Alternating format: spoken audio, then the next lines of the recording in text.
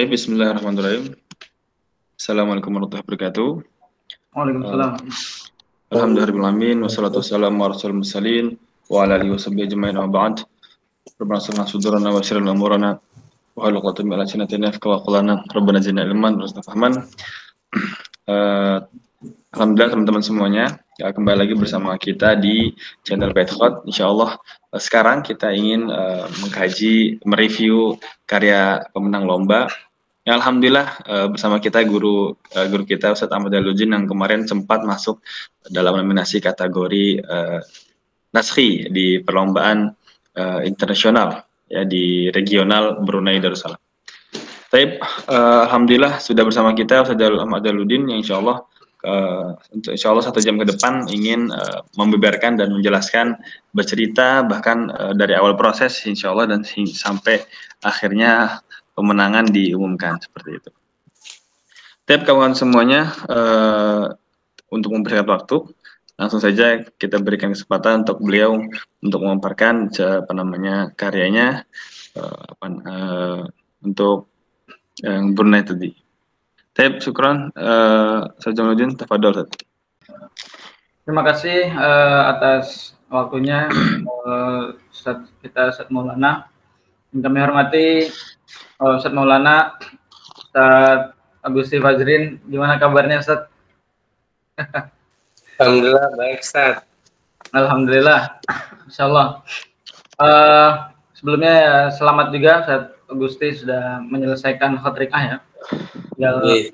Tinggal diasah lagi, kemudian bisa membuat karya yang lebih baik lagi di khotrikah.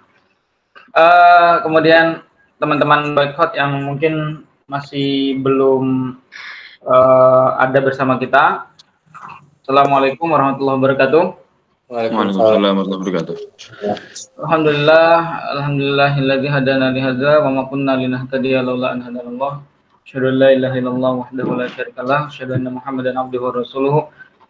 La nabiyya ba'dahu ma ba'du.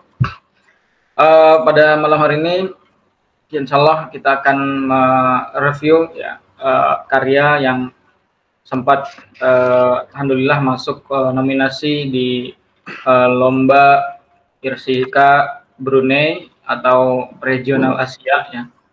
Yang mungkin kita lihat lomba ini itu sangat jarang diselenggarakan, yaitu regional ya, atau bahasa Arabnya itu iklimiyah ya. Jadi dulu itu pernah ada, setahu saya sebelum Brunei itu ada dua lomba yang sama, yaitu regional dulu di Asia Tenggara, yaitu di Singapura. Kalau nggak salah lembaganya yang bekerja sama dengan Irsika itu namanya Bustan Khat. Kemudian setelah Singapura ada yang tingkat Asia Asia Tengah atau Asia mana itu, pokoknya yang ada Uzbekistan yang gitu. Nah itu kemarin diadakan di wilayah situ ya. Kemudian alhamdulillah yang terbaru ini ada di negara Brunei Darussalam ya. Yaitu lomba yang tingkatnya itu adalah tingkat Asia ya, jadi lebih luas lagi. Nah, dan terbukti kemarin memang banyak yang berspekulasi awalnya ketika kita belum sampai Brunei itu, artinya ini yang ikut berapa orang sih gitu, maksudnya kok bisa orangnya Indonesia semua gitu. Apalagi kan waktu kita dikasih tahu panitia itu nama-nama yang hadir dalam penerimaan hadiah itu cuma berapa waktu itu, 8 apa berapa gitu. Jadi Indonesia semua, kemudian Thailand 1, Saza Nur Hayati. Ternyata ada Turki gitu, ada Turki 1. Jadi di situ baru kita, apalagi waktu sampai di tempat, banyak karya-karya yang ternyata ada dari Pakistan, dari Arab Saudi, dari Singapura, dari Brunei sendiri juga ada, kemudian dari Syria gitu kan. Nah itu yang membuat kita cukup agak kaget ya, kok ternyata banyak juga yang ikut. Total ada 120-an, kemudian disortir jadi 100, kemudian baru ada pemenang-pemenang. Nah, sekilas tentang lomba seperti itu. Kemudian langsung saja kita akan mereview. Jadi review kali ini ya kita ingin membedah ya bagaimana prosesnya, kemudian apa yang menjadi evaluasi gitu, sehingga teman-teman bisa tahu juga nanti pelajaran yang penting dari karya yang sudah dilombakan. Oke, kita langsung saja share screen ya. Langsung saja. Terlihat atau tidak teman-teman? Lihat ya. Kurang. Oke, kurang? lagi. Sudah ya? Bisa, oke. Cukup. Ya. Insyaallah kita akan mencoba memulai dari menyebutkan bahan-bahan dulu ya yang dipakai. Jadi kemarin itu saya mengerjakan ini. Jadi saya ikut dua kan ya. Ada Diwani Jali, ada Naskhi gitu. Yang paling lama mengerjakan itu pun juga nggak lama banget. Soalnya kita pulang dari Sabah waktu itu, dari Malaysia kan. Itu paling sekitar hamin sebulan. Setelah dari Sabah itu harus udah ngumpulin. Atau mungkin bahkan 3 minggu, nggak sampai sebulan. Nah, habis itu yang pertama itu kita kerjakan adalah Diwani Jali. Nah, Naskhi ini itu cuma dapat apa ya bahasanya itu injury time lah. Gitu. Nah, tapi alhamdulillah kemarin sebagaimana kita diumumkan oleh panitia, alhamdulillah justru Naskhinya yang masuk. Gitu. Nah, oleh sebab itu karya ini ya sangat singkat sekali sebetulnya, hanya 1 mingguan, ya 6-7 hari lah. Gitu. Ini pun finishingnya itu hari terakhir itu saya mulai habis Isya jam 7 malam. Saya tartis sampai jam 7 pagi. Jadi sampai subuhan itu ya kita nggak tidur itu. Subuhan ya kan, habis subuhan lanjut lagi. Meskipun itu udah badan itu udah capek sekali, tapi kita kasih suplemen kayak teh hangat gitu-gitu. Habis itu ngirim ke kantor pos itu dalam kondisi motoran, belum tidur. Alhamdulillah selamat lah. Seperti itu ya. Jadi memang ada di balik karya yang kemarin ini. Langsung saja, ini tintanya tinta Jepang ya. Tinta Jepang namanya tinta Moonplace kan nggak salah. Jadi warna tutupnya itu warna hijau, kemudian di bodi botolnya itu ada apa ya? Ada kayak stempel. Ada warna kayak kemas-emasan gitu, kayak warna emas gitu. Nah, ini tintanya tinta Jepang ya. Kemudian jenis kertas ini teman-teman, kalau saya zoom seperti ini ya mungkin lebih terlihat ya. Ini jenis kertasnya itu kertas Itali ya. Mungkin bisa didapatkan di mana itu, di Tiryaki ya. Tiryaki itu di Turki. Jadi memang kertasnya itu kertas mesin, dia bukan handmade. Nah, ini ada motif seperti awan gitu ya. Dan memang kertasnya kalau udah dia mesin itu dia teksturnya lurus lah. Artinya nggak ada yang nonjol atau apa yang membuat sulit gitu. Warnanya memang warna sedikit agak coklat ya, agak sedikit gelap. Kalau standar Mukhar segini agak sedikit gelap. Ya. Tapi ada yang lebih gelap lagi. Tapi ini masih standar. Begitu untuk kertasnya. Kemudian ukuran pena ini saya pakai 0,8 ya, jadi nggak sampai 1 mili ya. Dan terbukti memang ketika saya ke Brunei kemarin, ketika karya ini bersanding dengan juara 1 dan 2, Meskipun yang juara 1 kan dia pakai kolam 3 itu kan. Cuman dibanding yang tulisan paling besarnya, sepertinya itu 1 mili, dan punya saya ini yang istilah kata lebih kecil dibandingkan yang juara 2 misalnya, atau yang juara 3 tapi yang pena paling besarnya itu. Kemudian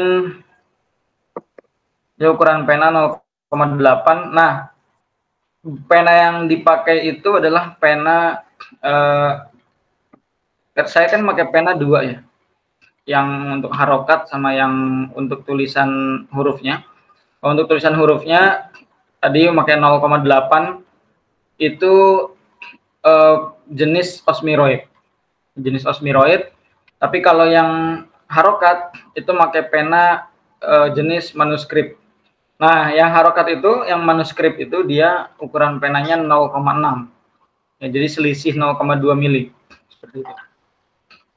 Ini untuk penanya. Kemudian jadi berapa pena yang dipakai ya, ada 2 ya, ada dua pena. Seperti itu.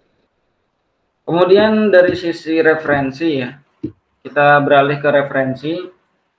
Di sini tentu nggak jauh, yang paling mendasar adalah tulisan-tulisan Ustadz Muhammad Shauqi, ya, karena memang dulu saya belajarnya juga dengan Kurosah Muhammad Shauqi, jadi nggak jauh-jauh ke situ. Dari beberapa sudutnya yang kita ambil ya. Kemudian dari beberapa lainnya mungkin ada Ustadz Hakan Arslan itu untuk masalah referensi.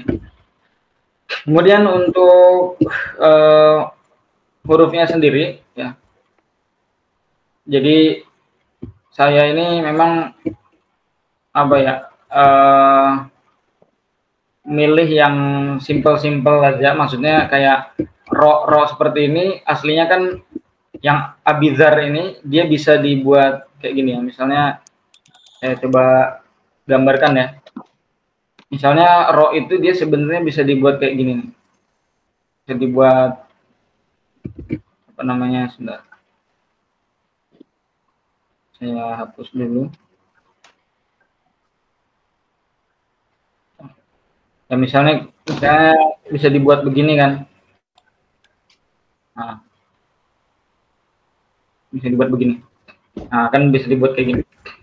Aslinya seperti itu, cuman saya milih simple ya, biasanya ya udahlah nggak usah terlalu ini. Juga dalam karya ini saya banyak memanjangkan huruf seperti azza, kemudian muharram di sini. Kemudian ini juga ini di sini ya, hadaituhu gitu kan. Kemudian banyak lah ya yang kelihatan seperti ini dan lain sebagainya.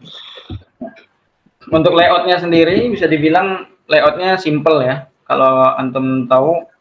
Jadi kenapa simple kotak gitu, ini kan kotak ya, persegi, hampir persegi, cuman memang masih persegi panjang gitu.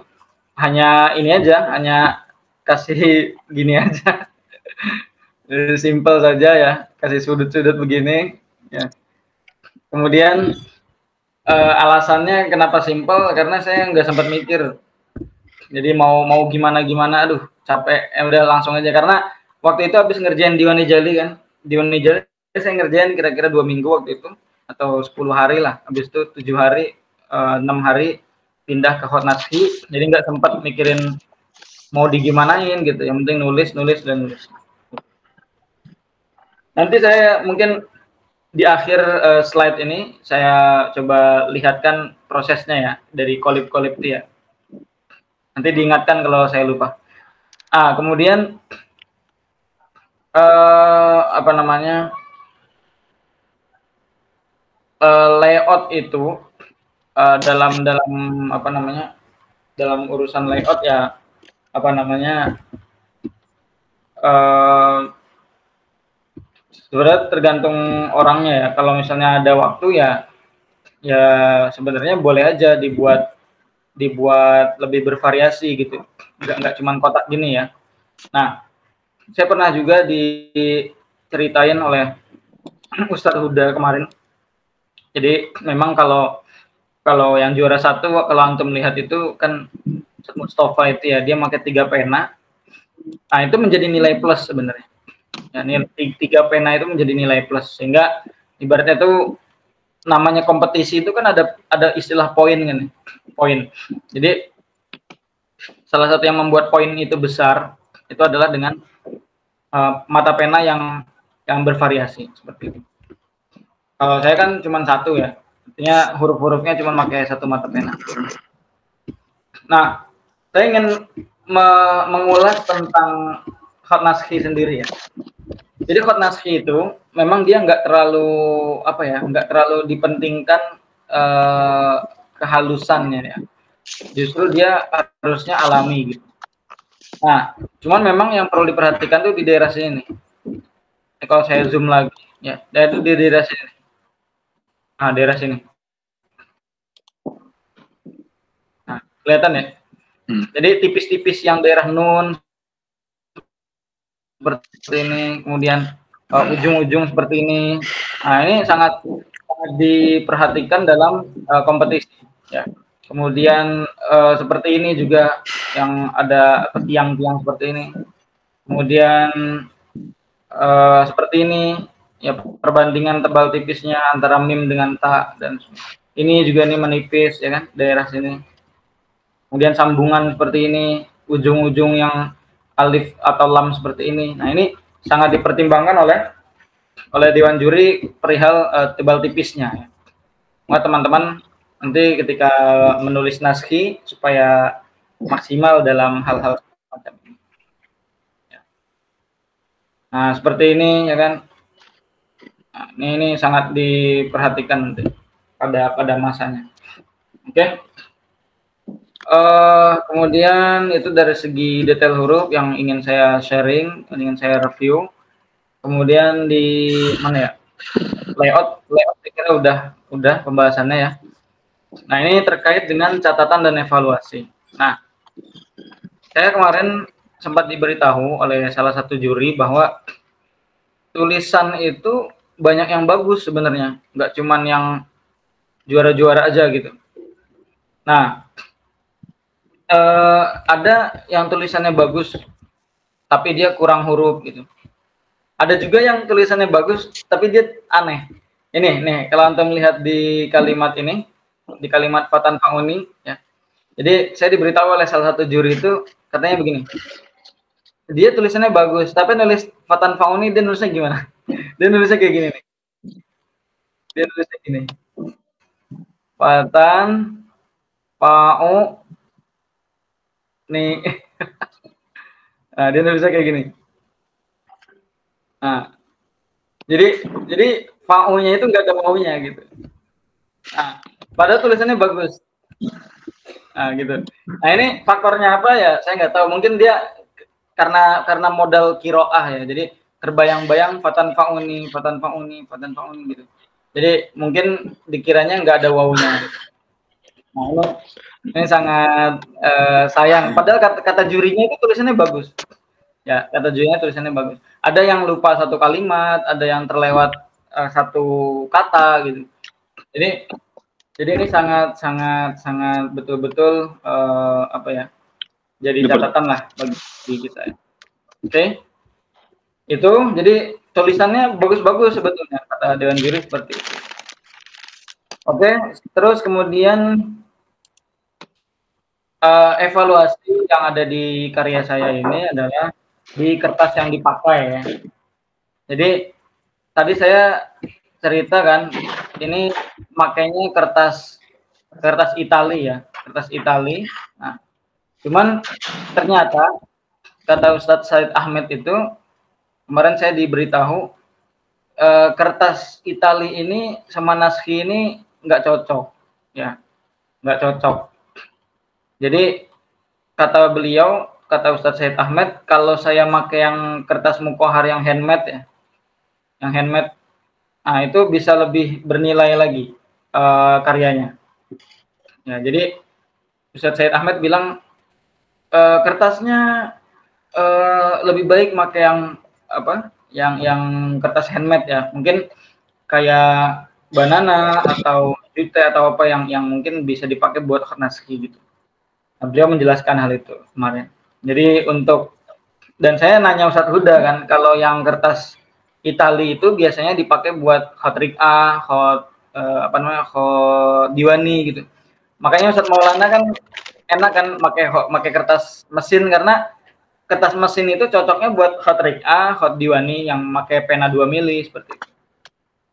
Kemudian evaluasi di harokat ya. Saya ada harokat yang tertinggal sebenarnya.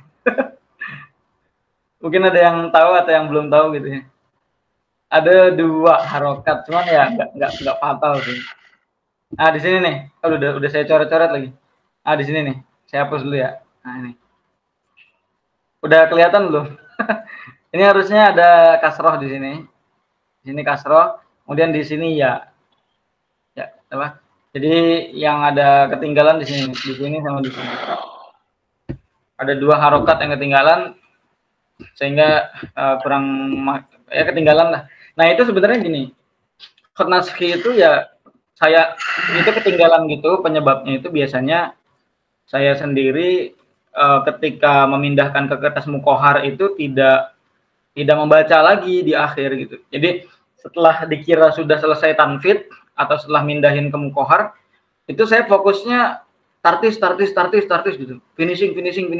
Jadi nggak dibaca lagi. Nah, ini teman-teman nanti ketika nanti ada yang nulis naskhi ya, itu harus double ngoreksi dalam kelengkapan tulisan dan harokat gitu ya. Nah, saya kemarin kan saya insya Allah ya doakan ya ikut Al-Rokim di naskhi lagi ya di Qatar, itu ada sekitar 3 halaman. Ini lebih banyak di Qatar itu saya kemarin ketika tasih dengan guru saya itu ada 1 baris tertinggal, 1 baris coba bayangin. Makanya ini benar-benar kata guru saya, beliau menyampaikan khat naskhi itu minimal ada 1 teman kita atau siapalah, entah pasangan atau siapa gitu, itu minimal dia membacakan teksnya, kemudian kita melihat tulisan kita gitu. Nah jadi harus harus benar-benar diulas lagi, dibaca lagi, diperiksa kelengkapannya gitu. Dan harus ada yang mendampingi gitu. Yang baca bukan kita, karena kalau kita itu beneran mata kita nggak kuat. Nah, apalagi yang teksnya bisa sampai 2 halaman, 3 halaman. Nah, ini yang perlu jadi perhatian. Itu kemudian apa lagi ya? Tadi kemudian evaluasi lagi di tinta juga, ini sedikit ada evaluasi ya. Kalau antum perhatikan ada beberapa sudut yang nggak rata tebelnya, ini kayak ini, yang satu tebel di sini, yang satu agak transparan gitu. Di sini transparan juga. Nah, ini menjadi evaluasi juga buat karya saya. Seperti itu.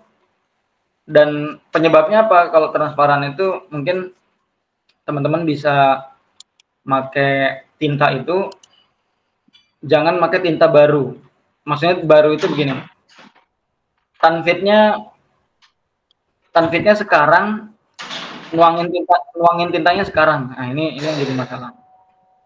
Jadi kalau misalnya mau tanfidnya itu sekarang, harusnya nyiapin tintanya tadi siang gitu.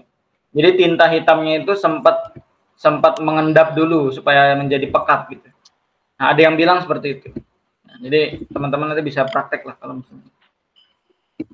Oke, itu aja mungkin catatan dan evaluasinya dari saya. Ya, sepertinya saya rasa cukup dulu. Nanti kalau memang ada yang ditanyakan silakan. Cuman memang prinsipnya khat naskhi itu ada pada banyaknya tulisan, ada pada alaminya tulisan.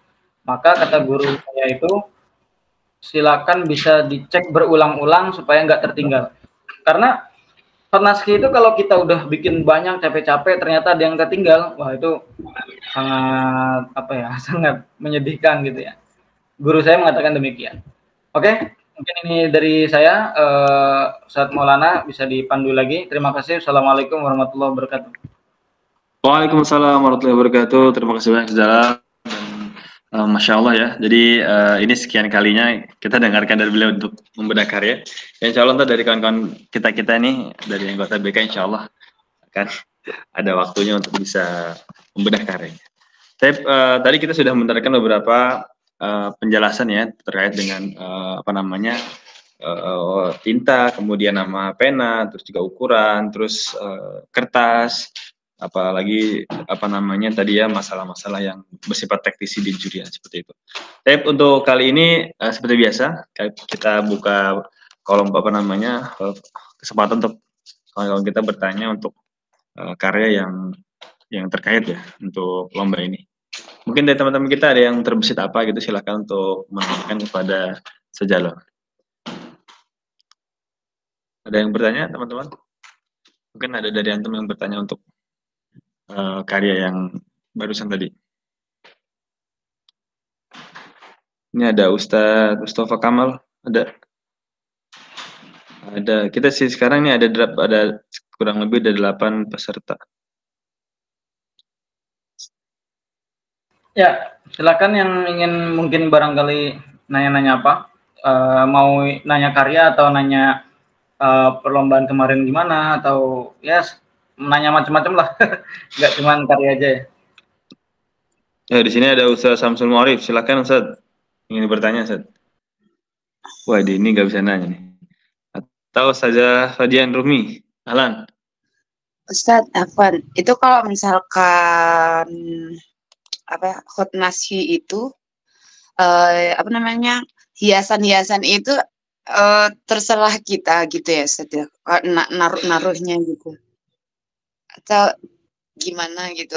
Saya setiap kali ngelihat karya-karya tuh kenapa kok di sini tuh ada hiasannya terus yang lain-lain gitu. Oke, langsung saudara. Bisa langsung dijawab. Ya, untuk hiasannya yang mana hiasannya? Maksudnya maksudnya yang kayak yang bawahnya Allah itu kan kayak ada ainnya, terus nafsi, nah di atas sinnya itu kan ada kayak apa namanya sukun tapi kan bukan sukun gitu. Oh iya iya.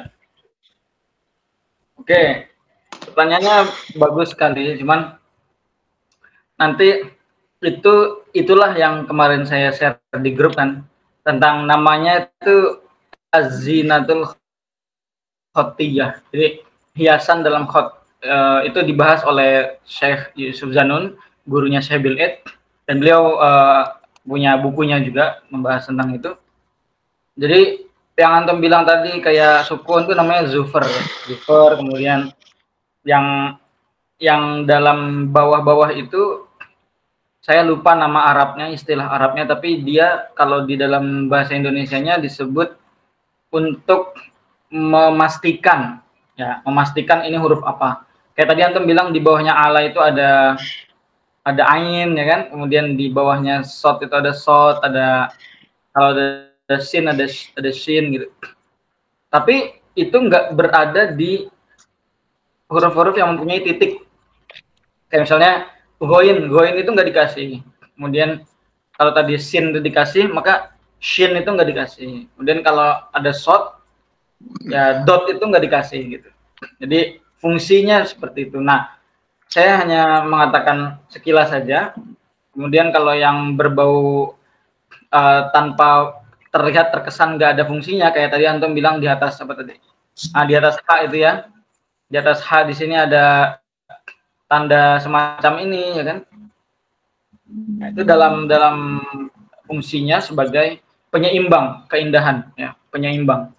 Nanti dalam pertemuan bulanan saya insya Allah akan mengkaji itu, ada bukunya juga dan lebih mendetail.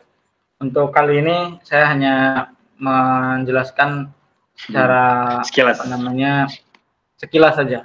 Ya, nanti bagaimana penggunaannya, kemudian kapan dan sebagainya itu lebih lengkap lagi di sesi kita nanti di pertemuan bulanan. Mungkin sekian Ustazah. Masya Allah. Ya, syukuran Ustaz. Oke, ada yang lain? Kawan-kawan?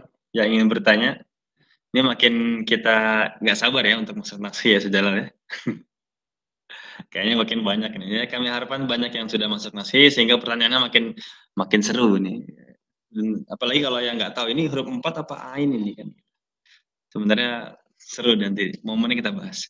Oke, yang lain teman-teman kita Samsul Ma'arif bisa beliau ini sepertinya udah selesai nih nasinya. Samsul Ma'arif ini harusnya bertanya nih. Insya Allah. Bertanya Ustaz. Oh gitu dong. Oke.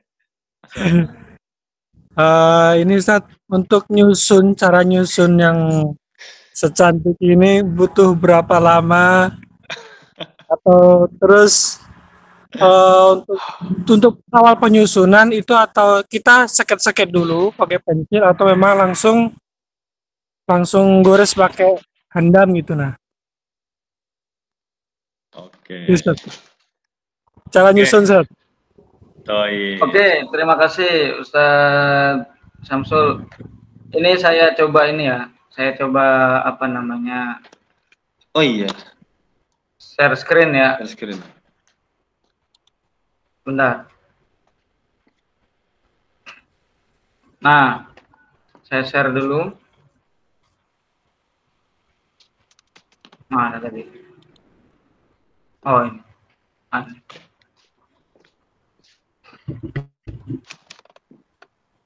Sudah terlihat? Ya, jadi begini, Ustaz Samsul. Tapi sebenarnya saya yakin Ustaz Samsul juga lebih ahli sebenarnya dibanding saya.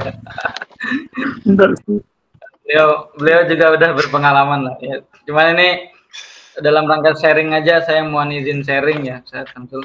Jadi untuk lama itu tadi mungkin antum belum sempat masuk tadi ya di Google Meet. Saya udah ngejelasin saya ngerjain naskhi ini itu setelah ngerjain Diwani Jali. Jadi ketika habis pulang dari Sabah Malaysia itu waktunya sudah mepet sekali deadline untuk di Brunei. Nah, saya datang dari Malaysia itu langsung garap Diwani Jali. Kemudian langsung garap yang naskhi itu.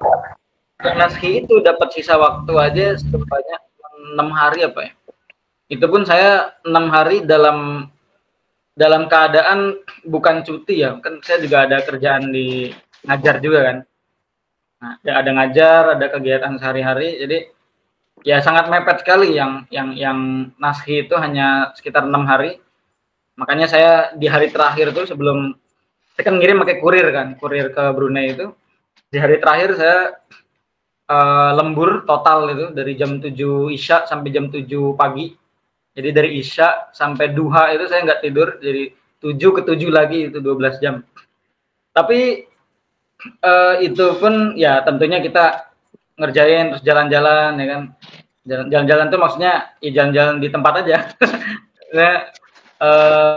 Keluar dari kursi lah istilah kata. Ya entah ngambil minuman, bikin kopi, bikin teh. Dan waktu itu ada Ustadz Maulana juga kalau nggak salah. Beliau sama saya di ini kan. Jadi kalau mau tahu gimana gambarannya ya Ustadz Maulana itu yang tahu gimana. Kalau lagi bosen saya ya berdiri, kadang nanya-nanya nggak jelas. Lagi ngapain tuh? Gitu-gitu aja kayak ngibur diri aja gitu. Karena memang hari terakhir itu sangat lembur ya, ekstra lembur gitu. Ini dari jam 7 sampai jam 7 lagi. Karena memang waktu itu mepet sekali. Nah, tapi ternyata yang mepet itu yang masuk juara. Ya, yang Diwani Jali malah saya ngerjain Diwani Jali kurang lebih mungkin 10 hari lah ya. Ya di waktu non cuti ya, artinya waktu jam kerja lah gitu. Itu 10 harian. Nah, yang naskhi ini malah yang juara. Nah, jadi stepnya itu adalah saya nggak pakai pensil saya nggak pakai pensil. Jadi kalau naskhi itu saya lebih suka langsung digores. Ya. Karena naskhi itu dia itu kan penanya kecil banget ya. Jadi hampir 11-12 sama pensil gitu. Jadi kalau saya pakai pensil, apalagi waktunya mepet, dan memang waktunya nggak mepet pun saya nggak pakai pensil. Ya. kayak merasa kerja 2 kali gitu kalau pakai pensil. Mungkin memang sebagian orang kan berpandangan pensil itu tentu buat skate kan ya. Kalau ada yang salah dihapus kan gitu ya. Cuman saya pribadi ini kayak tipis sekali perbedaannya antara mata pena Naskhi dengan pensil gitu. Sehingga saya nggak pakai pensil. Yang ada ini kayak gambar yang antum lihat ini, yang saya share screen ini, itu tidak tidak pakai pensil langsung gitu. Memang tulisannya masih acak-acakan, ya, masih acak-acakan sekali seperti ini yang antum lihat ini. Ya. Nah ini juga ini yang lembar keberapa saya lupa. Ini masih ada begini-begini ya, masih ada coret-coretan. Nah ini masih ada yang percobaan di atasnya gitu. Ya lihat sendiri tuh, lihat goresannya. Masih belepotan lah. Ini sama Ustadz Samsul kalah jauh nih. Wow-nya beliau lebih perfect lah. Ini juga saya sempat mencoba-coba bentuk lain gitu kan. Kemudian ini bahkan saya coret lagi dan sebagainya gitu. Kemudian lagi, nah ini yang lebih depan ini. Kan ini kan bidayahnya di sini. An Abi Zar radhiyallahu anhu. Ini 0,8 saat pakai penanya 0,8. Ya. Seperti itu. Nah, ini kan ada yang salah ya dihapus gitu kan. Nah, habis dari yang begini-begini ya saya memindahkan lagi ke lembaran yang baru. Cuman kayaknya nggak didokumentasikan yang itu. Maksudnya nggak di print lah. Oh, ini ada nih. Nah. Ini sempat udah dirapiin nih. Ya lumayan agak inilah ya, agak rapi ya. Ini sempat lamnya seperti ini tuh kan kayak nggak pas gitu, akhirnya saya ganti lagi. Ini yang udah versi disusun kayaknya. Nah. Seperti ini ya, coba Samsul. Nah kemudian ini Diwani Jali yang ini beda. Nah ini yang umumnya. Nanti di sini nih. Seperti ini bentuk detailnya. Ini 0,8 nih. 0,8 mili. Ya masih jauh dari master-master yang di Turki, yang di mana itu Mesir ya. Masih jauh lah. Nah ini yang tadi saya bilang evaluasi di tinta ya. Zoomnya jauh banget. Nah segini nih. Ini nggak pekat gitu, kayak kurang bagus. Ada lagi Ustaz yang ditanyakan? Mungkin itu penjelasan saya. Terima kasih Ustaz. Alhamdulillah, barakallah, mantap. Waalaikumsalam Ustaz. Oke, yang lain? Saja semuanya ada yang bertanya, mungkin terbesit. Kenapa ini kok kafnya semua panjang-panjang saat gitu kan? Ada mungkin. Ada yang lain ya? Mumpung ada yang mau nanya silakan. Cuman ya tadi saya sebagaimana bilang di awal ya, yang namanya review ya saya pribadi tidak hanya menceritakan proses atau nilai plusnya di mana, tapi saya juga memberitahukan evaluasi apa gitu, yang kurang di karya saya ini apa. Ya, tentu banyak, tadi saya udah jelasin dari awal ya, beberapa termasuk mungkin tulisan Al-Mifkiyat ini juga ya-nya terlalu panjang ya, namanya itu kasidah ya, kasidahnya terlalu panjang. Cuman kalau dibilang kepanjangan sih enggak, karena di buku Syauqi pun ada yang lebih panjang lagi dan ukuran segini masih masuk ya. Kalau antum lihat di tulisan hak to ba to itu panjangnya segini. Nah, itu. Cuman ya mungkin lagi kurang pas aja ditaruhnya atau gimana gitu. Kalau dibilang kenapa bisa masuk nominasi, kalau tadi kan saya bilang evaluasinya ya, kekurangannya apa, tapi kalau bisa dibilang kenapa masuk nominasi ya mungkin saya memang menulisnya kali ini lebih hati-hati ketimbang waktu saya nulis di Warisul Anbiya, dan saya merasa karya yang ini itu lebih baik daripada karya yang di Warisul Ambia kemarin yang saya pakai 3 mata pena itu yang bentuknya lingkaran tengah dia. Yang di sini saya lebih merasakan lebih kerasa goresnya gitu. Jadi perlahan di ujung-ujungnya lancip-lancip seperti ini misalnya. Nah, seperti ini saya benar-benar hati-hati. Kemudian bentuk-bentuk yang detail-detailnya saya coba apa ya? Saya coba uraikan lah gitu. Ini sangat jauh sekali ketimbang karya saya yang di Warisul Ambia. Tingkat detailnya sangat jauh, artinya lebih bagus yang ini kalau menurut saya ya. Jadi seperti itulah kira-kira. Ada lagi mungkin yang lain bertanya? Ini hadisnya, ini ternyata maknanya itu dalam sekali. Kalau antum tahu, ini kan hadis qudsi ya. Di teksnya itu langsung dari Allah gitu. Ini maknanya mengerikan lah, mengerikan dalam arti kita jadi merasa merasa apa ya, butiran debu yang nggak berguna gitu. Terus ada juga yang di Al-Rokim itu, naskhi yang di Al-Rokim itu saya menulis kemarin dicoba gitu, nulis lengkap itu habis sekitar 30 sampai 30 tambah 8, 38 baris. 38 baris itu panjang memang. Itu hadis tentang apa sebenarnya kemarin tentang syafaat ya. Oke. Ya, syafaat. Tentang syafaat. Jadi disebutin Nabi Adam, Nabi Nuh, Nabi Isa, Nabi Musa, kemudian Nabi yang terakhir Nabi Muhammad.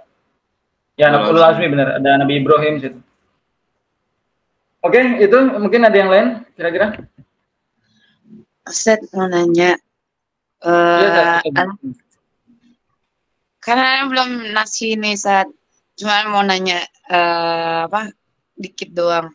Itu apa namanya, kalau fathah tanwin yang saya perhatiin itu ada yang lurus, ada yang bengkong. Itu emang kayak gitu atau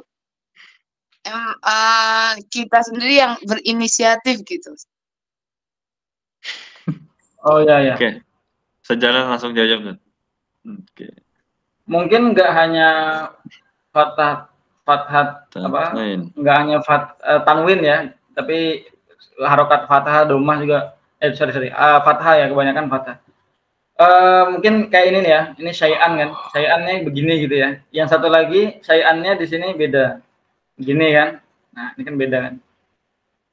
Ya sebenarnya gini, kalau bentuk ya, kita ngomong bentuk ya, kita menjauhi pembahasan rosem, karena rosem itu biasanya untuk nulis mushaf dan itu memang ada kaidahnya. Kalau rosem itu nanti kaitannya dengan kalau ada idgham biguna atau idgham bila guna, itu akan beda dalam susunannya dan fathatain juga akan berbeda. Tapi kita nggak bahas itu. Kita bahas tentang estetika aja ya.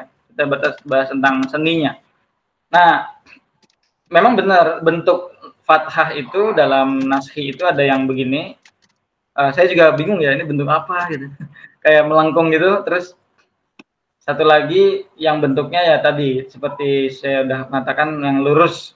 Dan ini lebih familiar sebenarnya, yang lurus sepertinya lebih familiar karena font-font di komputer, kemudian dulu kita masih kecil itu kan dikenalinnya kalau tulisan Arab itu ya fathah itu ya lurus, jadi punya daya apa?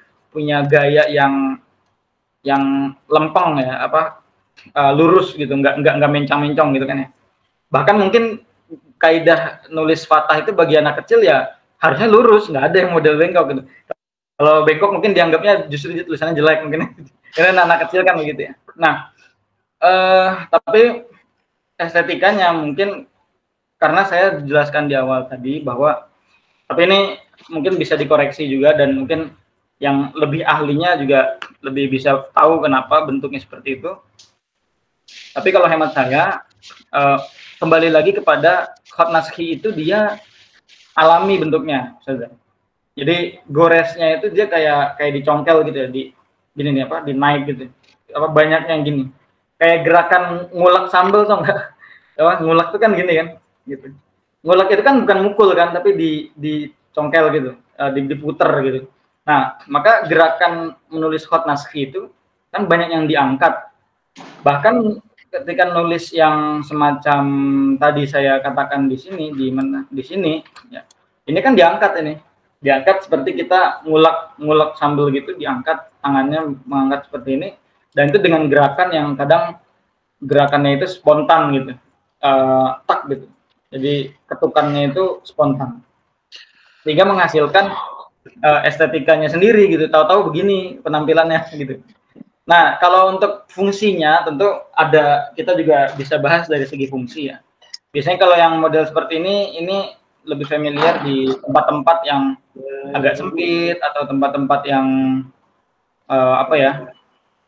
bisa dikatakan butuh space yang kecil gitu. Kalau yang lebar-lebar kayak mungkin yang ini tadi ya. Nah, ini bisa lebih pakai yang besar gitu. Apalagi yang seperti ini kan kosong ya. Kita bisa pakai yang lebar seperti ini gitu. Itu hemat saya pribadi. Jadi mungkin bisa ditambahkan mungkin kalau ada yang punya referensi lain atau pendapat lain seperti itu. Mungkin itu saja dari saya. Oke, yang lain ada Ustaz, Ustazah yang ingin menanyakan seputar karya lomba Brunei. Mumpung kesempatan yang bertemu penulis langsung nih. Jarang-jarang. Kalau nanya selain karya, maksudnya pas waktu di sananya bisa boleh nanya. Maksudnya pas waktu kan diundang tuh ke sana, habis itu ke Brunei-nya. Maksudnya mau nanya tentang seputar di Brunei-nya gitu. Oke. Nah, sementara ini dulu ya, kita fokus dulu ya, karena ada screen share screen ya, jadi lumayan ini kesempatannya bisa dibahas. Ya. Oke. Nanti tetap bisa ditanyakan, tapi bisa. Mungkin habis share yang mau nanya di tulisan dulu, mungkin barangkali. Mungkin dari Ana, Set, karena yang lain kayak udah nggak nanya nih.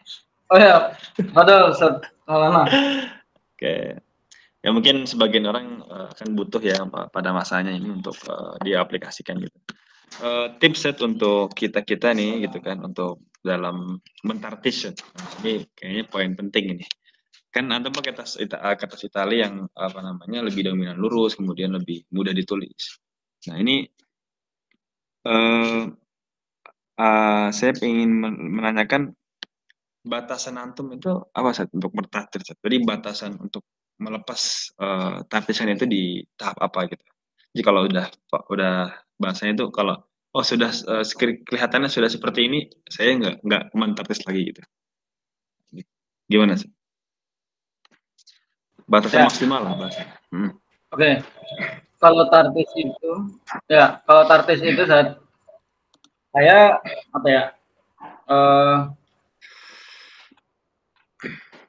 di hot naskhi, karena kita lagi bahas hot naskhi ya, itu nggak terlalu yang diharapkan halus banget gitu, nggak. Ya, jadi hanya menghilangkan yang mengganggu saja lah bahasanya. Ini kan kalau dibilang halus nih, ujung ini kan belum halus nih. Ini belum halus ya kan? Nah, ini belum halus. Kemudian mana lagi ya? Banyak yang masih terlihat belum halus itu. Nah, cuman memang ini batasan per ini ya, per part ya, per bagian, per huruf, per detail itu batasannya. Kalau di naskhi sendiri kalau ada yang kurang serak, misalnya keluar dari barisnya atau keluar dari tintanya itu melebarnya banyak sehingga mengganggu bentuk, nah itu kita harus haluskan, atau bukan haluskan, kita harus rapikan ya. Nah, seketika, jadi batasannya itu kalau di yang part-part detail itu, kalau sudah enak dilihat dan sudah pada garisnya, meskipun nggak terlalu, misalnya nih, kalau misalnya dia melengkung harus halus baru selengkungannya. Nah, itu saya kira, lagi ini kan ukurannya 0,8, jadi ya nggak usah lah sampai segitunya, cuman ketika dia bersih lah kelihatannya gitu, sesuai dengan bentuk gitu, bentuk umum, sudah itu saya tinggalin. Baik yang di skip lah, ini skip, ini nggak usah dikerok lah. Ini kayak ini kan, ini nih ujung ini nih, antum lihat nih, nah ini kelihatan banget ya. Jadi ada apa ini?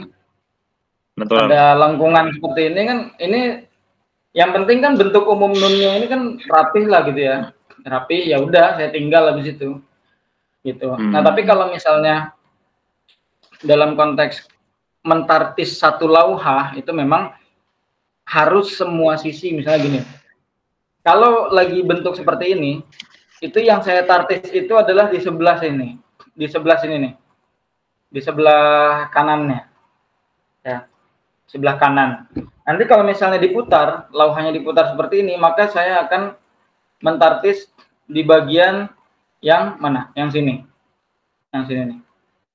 Ya kan? Nah, kalau sini ini bukan satu huruf ya, semuanya dari kata an sini sampai kata nafsahu sini. Itu harus kena semuanya. Gitu. Kena itu artinya mata kita itu sempat mereview semua satu-satu, jangan sampai ada yang terlewat gitu. Nah, ini sisi kedua ya. Sisi ketiga kalau bentuknya seperti ini berarti kita tartis yang mana? Kita tartis yang di sini nih. Nah, yang di sini. Kita tartis yang di sini. Nanti kalau yang sebelah kanan yang ini sudah selesai semua dari awal sampai akhir, kita putar lagi, kita mentartis yang bagian sini. Sebelah kanan gitu. Nanti diputar. Nah, ini semua harus kena. Nah, itu batasan dinyatakan bahwa tartis sudah selesai gitu. Kalau misalnya ada satu kalimat yang belum kena, nah berarti itu sebenarnya tartisnya belum selesai gitu. Nah, itu mungkin dari saya, Ustaz Maulana. Oke, Masya Allah, jawabannya sangat memuaskan. Oke, Taib, yang lain mungkin kalau tidak ada, kita beranjak ke pertanyaan yang di luar lauha ya, sejarah ya, dari Ustaz Fadian. Oke, Ahlan. Ya, silakan. Yang mau menanyakan tadi? Oh, udah boleh nih, Ustaz. Oke. Kayak nggak ada lagi yang nanya ini.